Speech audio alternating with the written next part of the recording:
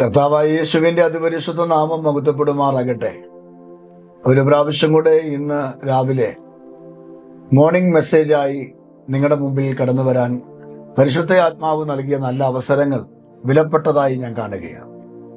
കഴിഞ്ഞ ദിവസം നമ്മൾ ചിന്തിച്ചത് പ്രതികൂലങ്ങൾ വരുമ്പോൾ ഉറങ്ങാൻ കഴിയുമോ എന്നുള്ളതാണ്. ആ പ്രതികൂല സാഹചര്യത്തിൽ ഉറങ്ങിയ ഒരു വ്യക്തിയെ ഇന്നലെ ഞാൻ പരിചയപ്പെടുത്തുവാനായിട്ടിടയായി. അത് മറ്റാരുമല്ല, ഇന്നലത്തെ സന്ദേശം കേട്ടവർക്കറിയാം, നമ്മുടെ വാഴ്ത്തപ്പെട്ട കർത്താവായ യേശുക്രിസ്തുവാണ്. തൻ്റെ ശിഷ്യന്മാരുമായി അക്കരയ്ക്ക് പോകുക എന്ന് കൽപ്പിച്ച് ഒരുമിച്ച് പടക് കയറി പോകുമ്പോൾ യേശു അമരത്ത് തലവെച്ച് ഉറങ്ങിയെന്നും കാറ്റും പ്രതികൂലങ്ങളും സംഭവിച്ചപ്പോൾ ശിഷ്യന്മാര് വെറുണ്ട് പേടിച്ച് യേശുവിനെ ഉണർത്തി, ഞങ്ങൾ നശിച്ചു പോകുന്നതിൽ നിനക്ക് വിചാരമില്ലയോ എന്ന് ചോദിക്കുകയും, മർക്കോസിന്റെ സുവിശേഷത്തിൽ 4-ാം അധ്യായം 39-ാമത്തെ വാക്യത്തിൽ യേശു കർത്താവ് ഉറക്കത്തിൽ നിന്ന് എഴുന്നേറ്റ് ശാസിച്ചു എന്നും കാണുന്നു. അപ്പം ഉറക്കത്തിൽ നിന്ന് എഴുന്നേറ്റ് വന്നത് വിടുതലോടുകൂടെയാണ്, വിടുതലുമായിട്ടാണ് യേശു വന്നത്. അപ്പം ഇന്ന് നമ്മൾ ചിന്തിക്കുന്നത് അതിന്റെ ബാക്കി ഭാഗമായി ഞാൻ കഴിഞ്ഞ ദിവസം ഓർപ്പിച്ചതുപോലെ രണ്ടാമത്തെ വ്യക്തിയാണ് ഞാൻ നിങ്ങൾക്ക് നൽകാനായിട്ട് ആഗ്രഹിക്കുന്നത്. അതിൽ കൂടെ ഒരു ദൈവിക ദൂത് ഇന്ന് രാവിലെ വ്യത്യസ്തമായ നിലയിൽ ഞാൻ കൈമാറാൻ ആഗ്രഹിക്കുകയാണ്. ഈ സന്ദേശം കേട്ടുകൊണ്ടിരിക്കുമ്പോൾ ജീവിതത്തിൽ കുഞ്ഞുങ്ങളെ ഓർത്ത് ദുഃഖം അനുഭവിക്കുന്നവർ ഉണ്ട് എന്ന് പരിശുദ്ധാത്മാവിനോട് പറയുന്നു. ചില എക്സാമുകൾ, വിവാഹം, ജോലി, ഇതുമായി ബന്ധപ്പെട്ട് ചില വിഷയങ്ങളിൽ മാതാപിതാക്കൾ ഒത്തിരി പെയിൻ അനുഭവിക്കുന്നു. ഈ ദിവസങ്ങളിൽ നടക്കേണ്ട ചില ഇന്റർവ്യൂകളും അതുമായി ബന്ധപ്പെട്ട ചില പേപ്പർ വർക്കുകളും അത് സക്സസ് ആകാൻ വേണ്ടി പ്രാർത്ഥിക്കുന്ന മാതാപിതാക്കൾ ഈ രാവിലെ ഇത് കേൾക്കുന്നു എന്ന് ഞങ്ങൾ അറിയുന്നു. അതുകൊണ്ട് പരിശുദ്ധ ആത്മാവിൽ ഞാൻ ആ ദൂത് ഇങ്ങനെ പറയാം. ചില ദിവസങ്ങളായി നിങ്ങളുടെ ഉറക്കം കെട്ടുപോകുന്നെങ്കിൽ ആ ഉറക്കം ദൈവം നിങ്ങൾക്ക് തിരികെ തരാൻ പോവുകയാണ്. പക്ഷെ നിങ്ങൾ എഴുന്നേറ്റ് വരുമ്പോൾ നിങ്ങൾ ബന്ധിക്കപ്പെട്ടവരായിട്ടല്ല വരുന്നത്, നിങ്ങൾ വിടുതൽ ഉള്ളവരായി. യേശു എഴുന്നേറ്റ് വന്നപ്പോൾ ആ പടകിൽ ശാന്തത വന്നതുപോലെ നിങ്ങളുടെ ഉറക്കത്തിൽ നിങ്ങൾ എഴുന്നേറ്റ് വരുമ്പോൾ ഒരു മറുപടിയുമായി നിങ്ങൾ വരാൻ പോകുകയാണ്. ആധാരമായിട്ട് ഇന്ന് നമ്മൾ നോക്കാൻ പോകുന്നത് അപ്പോസ്തല പ്രവൃത്തിക്കകത്ത് നിന്നാണ്. ഡോക്ടറായ ലൂക്കോസ് എഴുതിയ അപ്പോസ്തല പ്രവൃത്തി, അപ്പോസ്തലന്മാരുടെ പ്രവൃത്തി എന്ന് നമ്മൾ വിശേഷിപ്പിക്കുന്ന, അല്ലെങ്കിൽ അപ്പോസ്തലന്മാരുടെ പ്രവൃത്തികളെ കുറിച്ച് പറയുന്ന പൗലോസ് തുടങ്ങിയ, പത്രോസ് തുടങ്ങിയ ഭക്തന്മാരുടെ ശുശ്രൂഷകളെ കുറിച്ച് രേഖപ്പെടുത്തിയിരിക്കുന്ന, അധികം പറയേണ്ട യേശുക്രിസ്തുവിന്റെ സ്വർഗാരോഹണത്തെക്കുറിച്ച് രേഖപ്പെടുത്തി തുടങ്ങിയ പുസ്തകമാണ് അപ്പോസ്തല പ്രവൃത്തി. ഈ പുസ്തകത്തിനകത്ത് 12-ാം അധ്യായം 6-ാം വാക്യമാണ്. ആ വാക്യം ഞാൻ വായിച്ചു കേൾപ്പിക്കാം. ഇങ്ങനെയാ: ഹേരോദാവ് അവനെ ജനത്തിന്റെ മുമ്പിൽ നിർത്തുവാൻ ഭാവിച്ചതിന്റെ തലേ രാത്രിയിൽ പത്രോസ് 2 ചങ്ങലകളാൽ ബന്ധിക്കപ്പെട്ടവനായി 2 പടയാളികളുടെ നടുവിൽ ഉറങ്ങുകയായിരുന്നു. നോക്കിക്കേ, 2 ചങ്ങലകളാൽ ബന്ധിക്കപ്പെട്ട് 2 പടയാളികളുടെ നടുവിൽ പത്രോസ് എന്ത് ചെയ്യായിരുന്നു? ഉറങ്ങുകയായിരുന്നു. ഉറങ്ങാൻ പറ്റുമോ? നമ്മൾ 2 ചങ്ങലയാൽ ബന്ധിക്കപ്പെട്ട് 2 പോലീസുകാരുടെ ഇടയിൽ നമ്മൾ ഇരിക്കുമ്പോൾ ഉറങ്ങാൻ പറ്റുമോ? 2 പട്ടാളക്കാരുടെ ഇടയിൽ ഇരിക്കുക, ഉറങ്ങാൻ പറ്റുമോ? ഇനി ഒന്നുകൂടെ പറയാം, നാം നമ്മുടെ ശരീരവും മനസ്സും ബന്ധിക്കപ്പെട്ടവരായി ഇരിക്കുന്ന സമയം ഒത്തിരി ഭാരം നമ്മുടെ ജീവിതത്തിൽ വരുമ്പോൾ ഉറങ്ങാൻ പറ്റുമോ? നമുക്ക് ഉറങ്ങാൻ പറ്റില്ല. നാളെ നമ്മുടെ ജീവിതത്തിൽ ഒരു അനർത്ഥം വരുന്നു എന്ന് ഇന്ന് നമ്മൾ അറിഞ്ഞിരിക്കെ ഇന്ന് രാത്രി ഉറങ്ങാൻ പറ്റുമോ? നാളെ നമ്മളെ ഒരാൾ കൊല്ലാൻ വരിക, നമ്മളെ നശിപ്പിക്കുക, നമ്മുടെ ജീവിതം മൊത്തം നശിപ്പിക്കുക, നമ്മുടെ നന്മയെല്ലാം എടുത്തുകൊണ്ട് പോവുക എന്ന് പറയുമ്പോൾ ഇന്ന് ഉറങ്ങാൻ പറ്റുമോ? ഇല്ല. പക്ഷെ ഇവിടെ വേദപുസ്തകം പറയാ, 2 ചങ്ങലകളാൽ ബന്ധിക്കപ്പെട്ട് 2 പടയാളികളുടെ നടുവിൽ പത്രോസ് ഉറങ്ങുകയായിരുന്നു. എന്താ സംഭവം? ഹേരോദാവ് അവനെ ജനത്തിന്റെ മുമ്പിൽ നിർത്തുവാൻ ഭാവിച്ചതിന്റെ തലേ രാത്രി. എന്താ സാഹചര്യം? യാക്കോബിനെ വാളുകൊണ്ട് ഹേരോദാവ് കൊന്നു, പത്രോസിനെ പിടിച്ച് തടവിലാക്കി. യേശു നിമിത്തം ഇവരെ കൊല്ലുവാൻ തയ്യാറാകുകയാണ്. യാക്കോബിനെ എങ്ങനെ കൊന്നോ അതേപോലെ പത്രോസിനെ കൊല്ലും. നാളെ പത്രോസിനെ കൊല്ലും. ഒറ്റ വെട്ടിന് തല ഛേദിക്കപ്പെടും. ക്രിസ്തുവിന് വേണ്ടി രക്തസാക്ഷിയായി പത്രോസ് മാറാൻ പോകുകയാണ്. പക്ഷെ ഇവിടെ സംഭവിക്കുന്ന വിഷയം, ഹേരോദാവ് പീഡിപ്പിക്കാൻ കൈ നീട്ടുന്ന ആ സമയത്ത് യാക്കോബ് ബന്ധിക്കപ്പെട്ടുവെങ്കിലും യാക്കോബ് മരിച്ചുവെങ്കിലും ഇവിടെ പത്രോസിനെ കൊല്ലാൻ നിർത്തുന്നതിന്റെ തലേ രാത്രിയിൽ പത്രോസ് ഉറങ്ങിയെന്ന്. സ്തോത്രം. പത്രോസ് ഉറങ്ങിയെന്ന്. ഞാൻ ഈ ഭാഗമൊക്കെ വായിച്ചിട്ട് എൻ്റെ പ്രിയരെ എനിക്കൊരു പിടിയും കിട്ടിയില്ല. കാരണം ചോദിച്ചാൽ ഞാൻ ദൈവത്തോട് ചോദിച്ചു, ഇവൻ എങ്ങനെ ഉറങ്ങി? ഈ പത്രോസ് എങ്ങനെ ഉറങ്ങി? എനിക്കാണെങ്കിൽ ഉറങ്ങാൻ പറ്റത്തില്ല. നമുക്ക് ചെറിയൊരു പ്രശ്നം വരുമ്പോൾ, ഒരു മൂക്കിപ്പനി വരുമ്പോൾ, അല്ലെങ്കിൽ ഒരു ചെറിയൊരു കടഭാരം വരുമ്പോൾ, ഒരു ചെറിയ വേദന വരുമ്പോൾ നമ്മുടെ ഉറക്കം കെട്ടുപോത്തില്ലേ പ്രിയരെ? പക്ഷെ ഇവിടെ സംഭവിക്കുന്ന നാളെ തല വെട്ടുകയാണ്.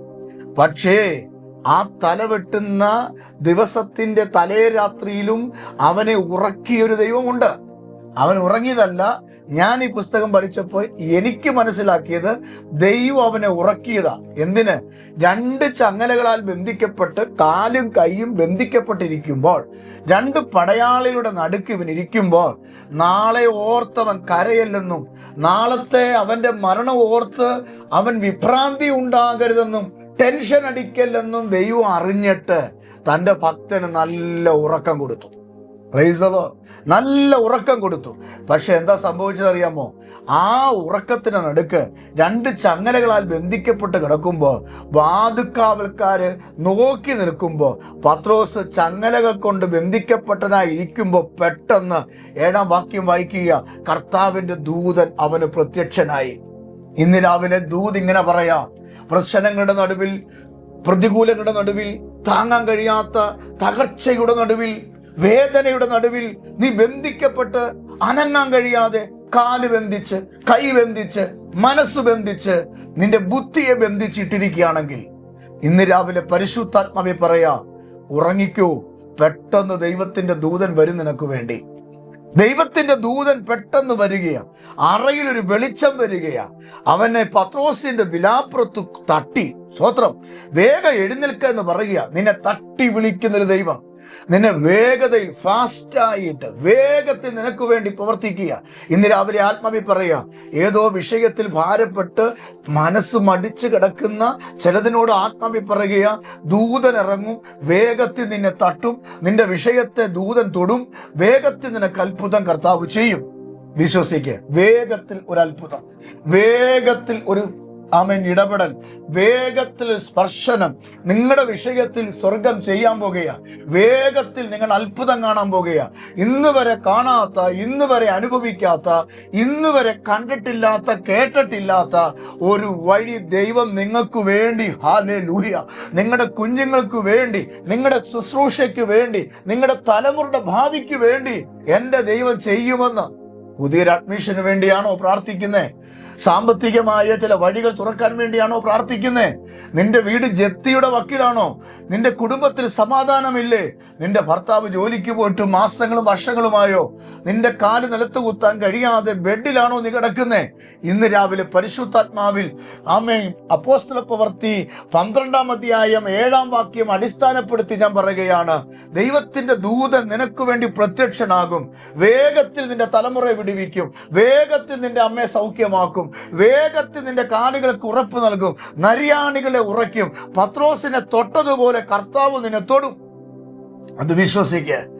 ഇന്ന് രാവിലെ ആത്മമണ്ഡലത്തിൽ പ്രതിസന്ധികൾക്കകത്ത് കിടന്നുറങ്ങുന്ന ചിലതിനോട് ദൈവാത്മ പറയുക, നീ ഉണർന്നു വരുന്നത് ദൂതനെ കണ്ടുകൊണ്ടായിരിക്കും.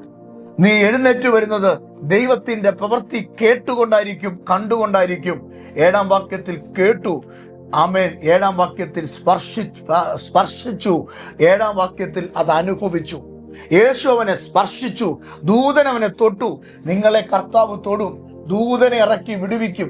ഇന്നും എൻ്റെ കർത്താവ് ജീവിക്കുന്നു. നിന്റെ നഷ്ടങ്ങളെ ലാഭമാക്കാൻ, നിന്റെ ആവശ്യങ്ങൾക്ക് വേണ്ടി പ്രവർത്തിക്കാൻ എൻ്റെ ദൈവം മതിയായവനാണ്. അതുകൊണ്ട് പരിശുദ്ധ ആത്മാവിൽ ഞാൻ നിങ്ങളോട് ദൂത് പറയാം, ഭാരപ്പെടരുത്, നിരാശപ്പെടരുത്.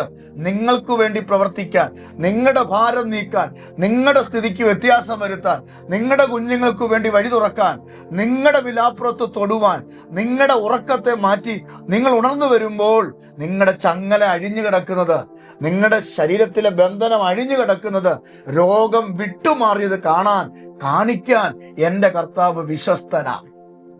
അതേ പ്രിയരെ, പ്രതിസന്ധികൾക്കകത്ത് യേശു ആ പടകിൽ എഴുന്നേറ്റെങ്കിൽ, ഹല്ലേലൂയ, പ്രതികൂലങ്ങൾക്കകത്ത് ഹേരോദാവ് ആ തടവറയിൽ ഉറങ്ങിയെങ്കിൽ, യേശു ഉണർന്നപ്പോൾ കാറ്റും കടലും അവനെ അനുസരിച്ചെങ്കിൽ, പത്രോസ് ഉറങ്ങി എഴുന്നേറ്റപ്പോൾ ആമേൻ ചങ്ങലകൾ അഴിഞ്ഞെങ്കിൽ, ദൈവത്തിന്റെ പദ്ധതി കണ്ടെങ്കിൽ, ഇന്ന് ആത്മമണ്ഡലത്തിൽ പറയാം, ദൈവം നിങ്ങളുടെ കൂടെ ഉണ്ട്. ദൈവം നിങ്ങളെ കൈവിടില്ല. ദൈവം നിങ്ങളെ ഉപേക്ഷിക്കില്ല. നിങ്ങളുടെ സാഹചര്യങ്ങൾ അറിയുന്ന, നിങ്ങളുടെ ആവശ്യങ്ങൾ അറിയുന്ന, നിങ്ങൾക്ക് വേണ്ടി വീര്യം പ്രവർത്തിക്കുന്ന ഒരു കർത്താവ് ഉണ്ട് പ്രിയരെ. അതുകൊണ്ട് നിരാശപ്പെടേണ്ട. ദൈവം നിങ്ങൾക്ക് വേണ്ടി വൻ കാര്യങ്ങൾ ചെയ്യും. ഞാൻ നിങ്ങൾക്ക് വേണ്ടി പ്രാർത്ഥിക്കട്ടെ. എൻ്റെ കൂടെ ചേർന്ന് പ്രാർത്ഥിക്കുക. നിങ്ങളുടെ പ്രാർത്ഥനാ വിഷയങ്ങൾ കമന്റ് എഴുതുക. കർത്താവ് നിങ്ങൾക്ക് വേണ്ടി അത്ഭുതം ചെയ്യും. ഞാൻ നിങ്ങൾക്ക് വേണ്ടി പ്രാർത്ഥിക്കാം. നിങ്ങൾക്ക് പരസ്യമായി കമന്റ് ചെയ്യാൻ പറ്റാത്ത പ്രാർത്ഥനാ വിഷയമാണെങ്കിൽ ഞങ്ങൾക്ക് വാട്സപ്പ് ചെയ്യൂ. ഞങ്ങൾ നിങ്ങൾക്ക് വേണ്ടി പ്രാർത്ഥിക്കാം. യേശുവിന്റെ അത്ഭുത പ്രവർത്തികൾ നിങ്ങളുടെ വീട്ടിൽ സംഭവിക്കും. ഞാൻ നിങ്ങൾക്ക് വേണ്ടി പ്രാർത്ഥിക്കാം. കർത്താവേ, അടിച്ചുയരുന്ന തിരമാലകളുടെയും കാറ്റുകളുടെയും കോളുകളുടെയും നടുവിൽ, പ്രതിസന്ധികളുടെ നടുവിൽ യേശു നന്നായി ഉറങ്ങി. ഇവിടെ ഞങ്ങൾ വായിക്കുന്നു, പത്രോസ് 2 പടയാളികളുടെ ഇടയിൽ 2 ചങ്ങല ധരിച്ചു. അവൻ ഉറങ്ങി. അപ്പാ, അവന് വേണ്ടി വേഗത്തിൽ ദൂതൻ ഇറങ്ങി അവനെ തട്ടി വിളിച്ചു, പുറത്തു കൊണ്ടുപോയി. കാരാഗൃഹത്തിന്റെ അടിസ്ഥാനം ഇളക്കി. ഭൂകമ്പം സംഭവിച്ചു. ഭക്തനെ പുറത്തു കൊണ്ടുവന്നു. അതേ കർത്താവേ, ഇവർ പുറത്തു വരട്ടെ.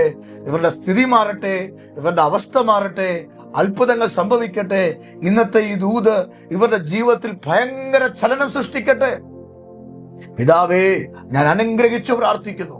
ബന്ധനം അഴിഞ്ഞവരായി, കെട്ടഴിഞ്ഞവരായി, രോഗം മാറിയവരായി, ക്ഷീണം മാറിയവരായി ഇവർ അനുഗ്രഹിക്കപ്പെടാൻ വേണ്ടി പ്രാർത്ഥിക്കുന്നു. പിതാവിന്റെ കരങ്ങളിൽ ഏൽപ്പിക്കുന്നു. പ്രാർത്ഥന കേട്ടതിനായി സ്തോത്രം. യേശുവിൻ നാമത്തിൽ തന്നെ ആമേൻ. ഈ വചനത്താൽ ദൈവം നിങ്ങളെ അനുഗ്രഹിക്കട്ടെ. അടുത്ത ദിവസം ഇതേ സമയം മറ്റൊരു ദൂതുമായിട്ട് നമുക്ക് കാണാം. ഞങ്ങളെ ഓർത്ത് പ്രാർത്ഥിക്കുക. ഞങ്ങൾ നിങ്ങൾക്കായും പ്രാർത്ഥിക്കാം. ദൈവം നിങ്ങളെ അനുഗ്രഹിക്കുമാറാകട്ടെ. ആമേൻ.